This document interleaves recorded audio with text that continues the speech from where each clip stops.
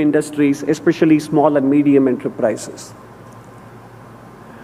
Because protection is about maintaining your share of the economic activity.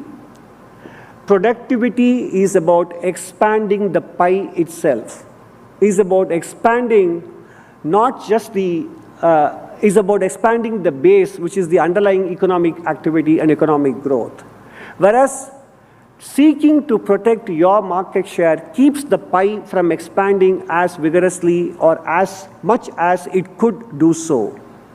So when we talk of structural reforms, one of the important structural reform that is needed on the part of the private sector is to reflect on the kind of tendency we have to ask and seek protection with a view to maintaining one's market share or expand, rather than seeking to expand the underlying pie of the economy itself. And even if our share remains stagnant or even goes down, because if the pie becomes much larger, the absolute take for everybody will increase. And that is a structural reform that the private sector has to contemplate on. Or a second best world is where the protection is necessary or desirable because of global context, because somebody is competing on many other grounds which are not necessarily fair and transparent, and therefore we need to protect our investments, our capacity, etc. The protection has to be in return for productivity. One of the reasons that Northeast Asia, in comparison to South Asia or Southeast Asia, one of the reasons Northeast Asia has moved from being third world to first world within a generation or two, starting from the 1960s, is that they allowed protection to large enterprises in return for productivity and performance and for external benchmarking. That is why you have Korea, Taiwan, Singapore, initially led by Japan, have a global presence and have global brand names than companies from Southeast Asia, for example. So in other words, where we seek protection, we also need to show and tell the public and the government that there is a skin in the game for those who seek protection, and that they will deliver productivity and commitment to quality, innovation, and being competitive in the global arena. And such protection, therefore, cannot be in perpetuity. And the protection has to be, therefore, defined, time-bound, and in return for productivity and export performance. That is the second important dimension of structural reform that we have to keep in mind on the part of the private sector. The next one, and I will stop with that, is, because one can go on this topic for the whole day, and I'm sure that we will still not reach a conclusion. It is about the impact of technology, artificial intelligence, and balancing it with the need to create jobs in a demographically rich economy such as ours. We have estimated that 8 million jobs have to be created. You may think that I'm being inconsistent, because in one breath I have spoken about productivity, and in the second breath I speak about importance of creating jobs and balancing the deployment of technology versus labor deployment. It is not. It is not inconsistency. Both are compatible, because ultimately what matters is the horizon over which we optimize our decisions. In the very short run, there is a trade-off between the two in terms of technology deployment and labor deployment. But in the medium run, there is no trade-off. And if we pursue one at the expense of the other, the benefits will not fructify, because for businesses to operate, it is not only important to have policy stability, fiscal or macro, etc., or monetary policy, but it's equally important to have social stability. And in a large country such as ours, with a huge young demographic profile, it is important to pay attention to social stability, not as an act of public interest, but as an act of enlightened self-interest on the part of businesses. And that is why being very mindful of how soon, how fast, and how much we use technology not to displace labor, but to augment and facilitate labor productivity is the other most challenging structural reform that the private sector has to keep in mind. Therefore, ladies and gentlemen, what I would say is structural reforms are like a ballet, or it's a two-sided partnership. The government is very mindful, or even I would say the governments in the country are mindful of what they need to do, and I can assure you that the focus is on continuing to ensure that we make it easier for businesses, whether they are coming from overseas or homegrown, etc., are able to undertake economic activity without fear or favor. At the same time, structural reforms are a two-sided game, and it's important to keep the focus on productivity and expanding the pie and keeping the balance between technology and labor in a manner such that it is not socially disruptive. That is the structural reform dimension that the private sector has to be mindful about. I thank the AIMA, I thank Mrs. Sunita Reddy for giving me the opportunity to share my thoughts, and I wish you all a wonderful day of productive deliberations and discussion. Thank you very much.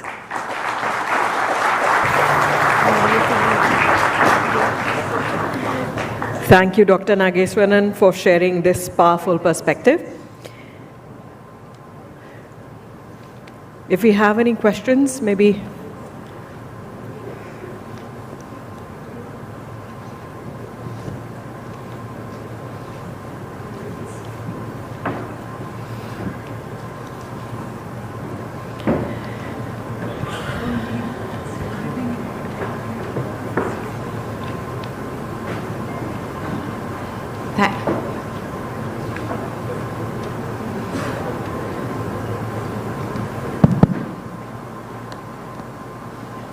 So we have a question from the audience.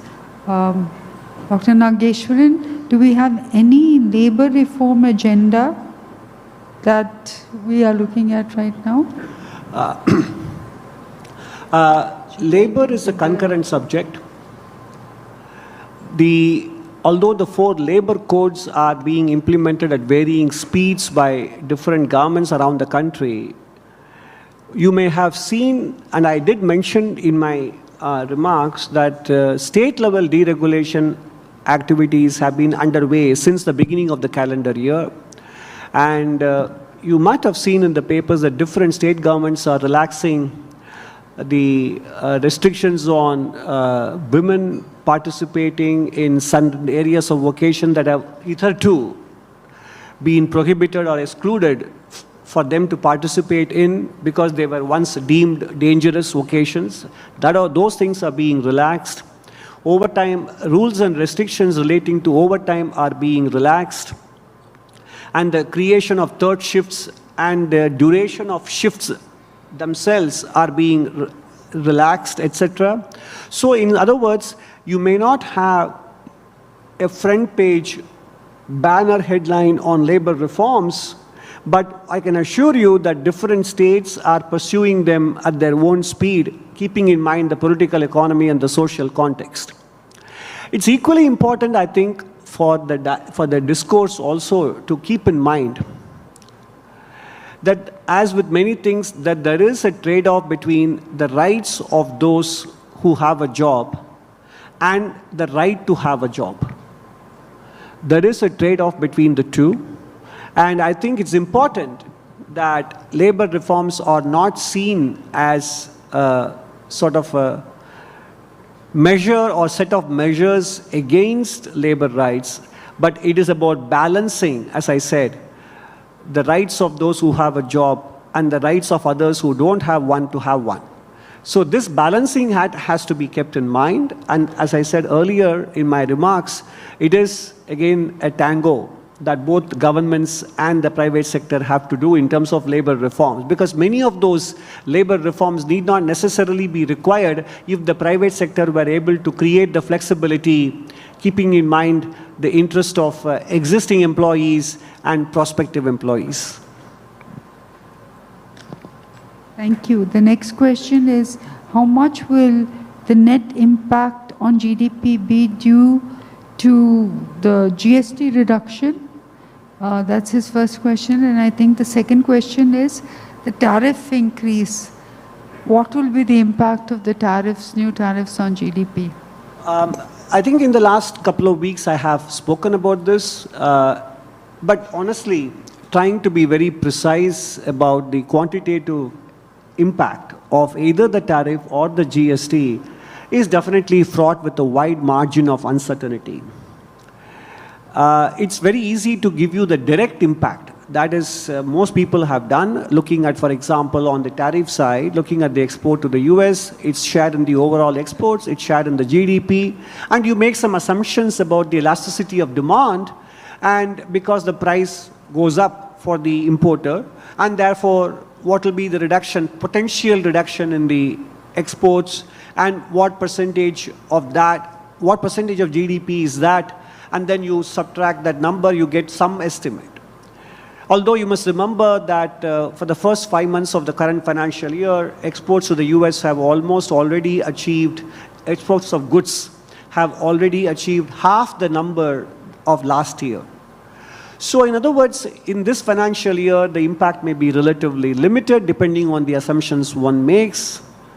But the more important thing is the second and the third round effects of the uncertainty of tariff, provided they last longer, and I hope they don't, because I've always said in the last couple of weeks that my hope is that the tariff situation turns out to be transient and short-lived rather than long-lived. But in the event that it is slightly longer than we want it to be, last longer than we want it to be, the basic, especially the penal tariff of 25%, then the second and third round effects will become more pronounced, which is the uncertainty with respect to investments, capital formation, overall sentiment in the economy. But that is where the GST reforms will play a very good offsetting role. Because by substituting domestic demand for whatever the export demand that may not materialize from the United States, what GST reform does is to alleviate the second and third round effects by creating domestic demand and therefore removing the uncertainty which will come in the way of capital formation. So the GST's contribution is again not just in the direct impact in terms of its purchasing power it places in the hands of the people by bringing down the prices of goods, which of course the private sector has to pass on. But more importantly, what it does is to provide an antidote to the second and third round uncertainty effects. So net-net, I think if you take the GST into consideration, the impact of tariffs and the GST, the compensating effects of GST rate reductions and process reform could probably give us a 0.2 to 0.3% on a net basis in terms of drag on the GDP estimates that we have of 6.3 to 6.8 for the current financial year. And in the next financial year, it is very difficult to say, and I hope we don't have to discuss tariff uncertainties for the next financial year, and by then I hope it would have become part of history. So the next two questions, I'm going to club them together. How do we accelerate GDP coming from contribution from agriculture? And I think as part of this question, there is another question which says that what is the government, what steps are they taking to improve the GDP contribution from agriculture, and also how the efficiency of water for irrigation? Yeah, no, fair questions. I think in the last couple of budgets post government coming back to office in June 2024, there is a focus on agriculture reforms in the there's a mission announced to take up farming productivity in 100 districts. There is an edible oil mission that has been created, pulses, self-sufficiency in pulses, and many climate-resistant seed varieties have been released to the public. And also, we have set up centers of excellence for applications of artificial intelligence to boost agricultural productivity. It is a state-level subject, as you all know very well, and therefore these initiatives have to be supplemented by states as well. And the point about irrigation, I think, yes, we need to, increase the irrigation cover of agriculture. And in that, we need to restore the balance between surface water irrigation and groundwater irrigation, which has moved so much towards groundwater, which is not a good thing. And that is where I think micro initiatives, again, not just from the government side, but from the private sector side, in terms of restoring water bodies, in terms of not constructing over water bodies, and in terms of rainwater harvesting, these are initiatives that can be undertaken both by the government and by the private sector, both for-profit and not-for-profit organizations. Apart from that, agriculture still has room to contribute at least 0.5 to 0.7% more to GDP growth. And that is a function of basically giving farmers the rights to be able to sell to whomsoever, whatsoever, wherever, and whenever. That is the kind of freedom that farmers need, much more than agricultural subsidies, and some element of insurance, given that their business is inherently prone to the ravages of nature and uncertainties, some amount of meaningful insurance which protects the downside without necessarily distorting incentives. And more than that, empowering farmers and not imposing restrictions on their ability to tap the market signals from within India or overseas. These would unleash the productivity in agriculture, bring it down to at least the global averages, and add to about 0.5 to 0.7% to GDP growth. So the next question is on skilling, Mr. Nageswaran. When will we catch up with reform and enable skilling so that we'll be ready for a new world with new technologies? So last part. The last part is on skilling. Yeah. It says, when will we start formally skilling our people so they will be ready to adopt the new technologies? No, I think, again, I don't think it is a question of when will we start, because the efforts are very much underway. Because again, I come back to the last two budgets where were announcement about international centers of excellence in skilling in collaboration with Singapore. It's already been announced and the process is underway.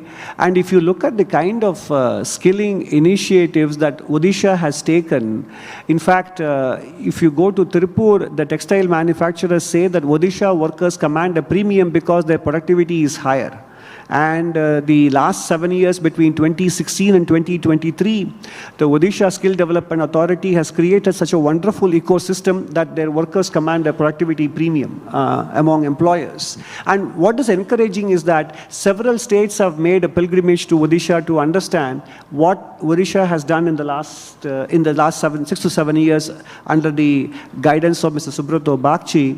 And by the way, I would recommend his latest book, When the Chariot Moved, which came out in August. It's a very good read, and it is When the Chariot Moved is the title of the book. And again, consistent with the theme of my speech, there is much that can be done by the private sector as well. So I think skilling is important. And union government has set up many skilling missions, not just with respect to the traditional vocations, but also with respect to artificial intelligence, the 5 centers of excellence, and in quantum computing areas. And recently, the National Small Industries Corporation completed 70 years of existence, and we had an opportunity to visit their Okla center. And it's impressive that from sewing and fixing buttons on garments, all the way to teaching youngsters to handle artificial intelligence control machines and learning how to service white goods, smart white goods, etc. A whole range of skills is being imparted to youngsters under the National Small Industries Corporation, which also incidentally doesn't operate with any budget support from the government, but mainly through its skilling fees and resources it generates. So I think, again, skilling is a tripartite initiative, union, state governments, and the private sector. And more importantly, apart from the focus on education and skilling, as has been my refrain in the last 2 economic surveys, equally important to make sure that our youth are physically and mentally healthy as well. Without that, education and skilling will not yield us the productivity that we are hoping for. Yes, such a good answer. When do you think RBI is ready for devaluation, for dollar devaluation on the current account? I'm not sure I get the question. Yes, I think it's the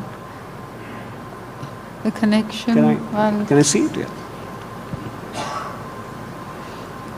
So, To be honest with you, I'm not very sure I understand the question.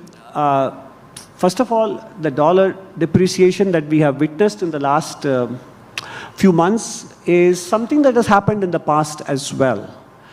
Between, let's say, for example, 1989 until 1995, and once again between 2001 and 2008 until before the crisis, global financial crisis.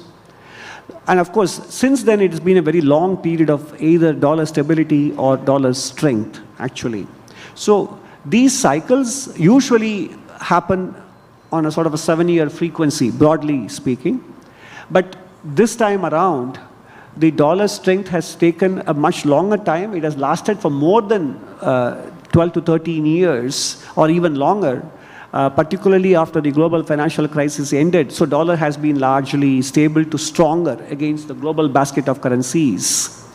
And therefore, it has commenced a new spell of depreciation. Whether it amounts to dollar devaluation or not is something that we cannot judge right now. And definitely the central bank is paying attention to the trends in global currencies. And there isn't a very viable alternative to the US dollar at this point, and it may take even a much longer time to emerge if it does.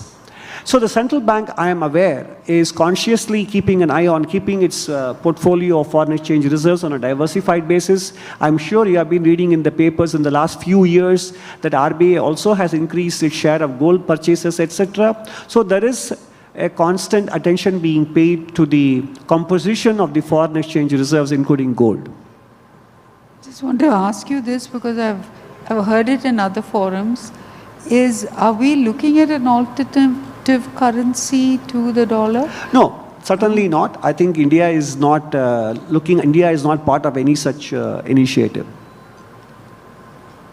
So that's, this question I think covers a lot. It says, Vikshit Bharat, the vision envisages a $30 trillion economy by 2047 by avoiding the middle class trap in reference to overall GDP. How is this going to avoid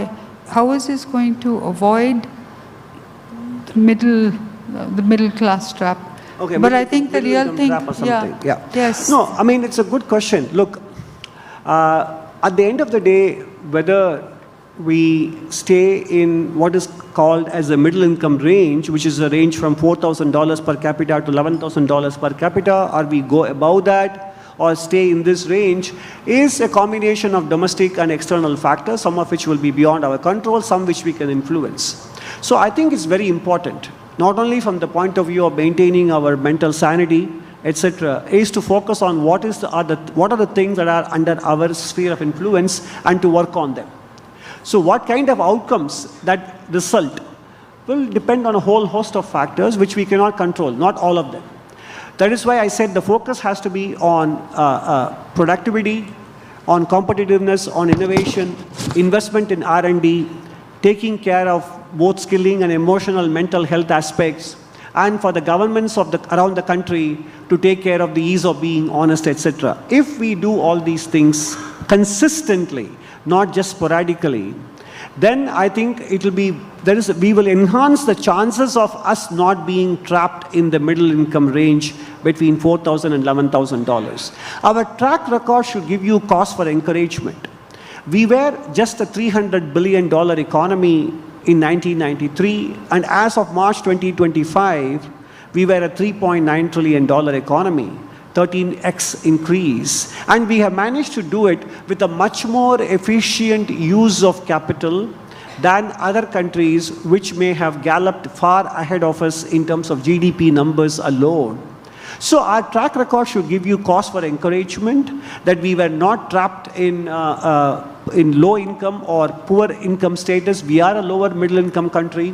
And the two major initiatives the government of India has undertaken, the Anusandhan National Research Foundation and the Research and Development Initiative Fund, RDIF, both are very important initiatives which will help us scale the technology and the innovation barrier. And these two funds have to be augmented by private sector participation, not only in terms of financial resources, but also in terms of identifying the deep tech areas or the frontier areas where we have to build a strategic strength and indispensability in the world.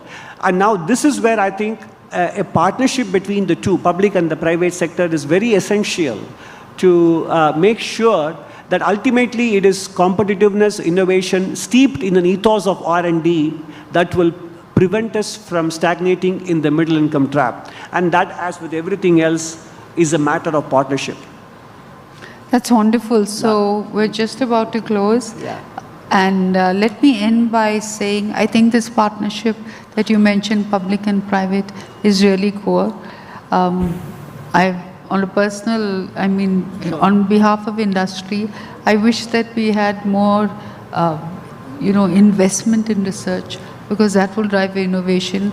I think this will be the next challenge for India. But thank you for all your thoughts. You have really showed